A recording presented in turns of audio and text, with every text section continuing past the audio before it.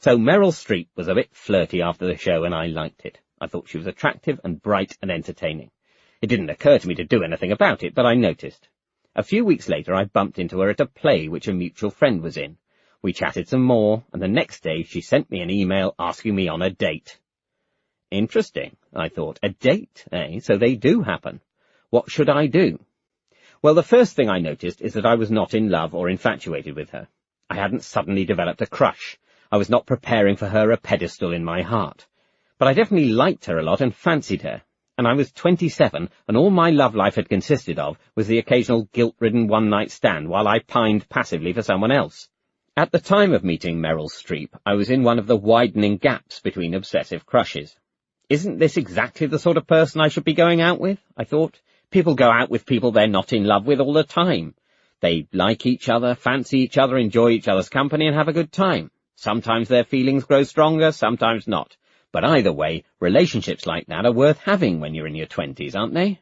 Surely it's ridiculous of me to bloody-mindedly wait for the woman of my dreams to ask me out. Meryl Streep is lovely and seems to like me. I should give this a go, I reasoned. I know this is a fairly unromantic train of thought, but also probably a common one, although I suspect that earlier developers than me go through it in their teens rather than their late 20s.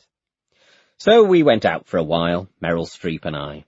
But while there were many aspects of the experience that I liked, I am now definitely sounding like a robot, I basically didn't take to it. We had fun, we had lots to talk about, it was brilliant having regular sex, but ultimately, being in a couple with someone I didn't have overwhelming feelings of love for felt wrong. Like a lie, even though I hadn't lied.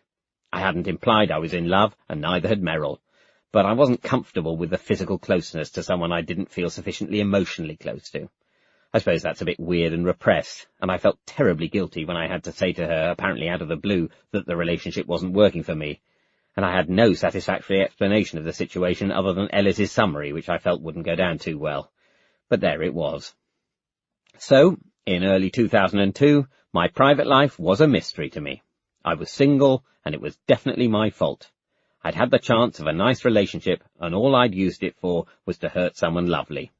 I really didn't know what I wanted.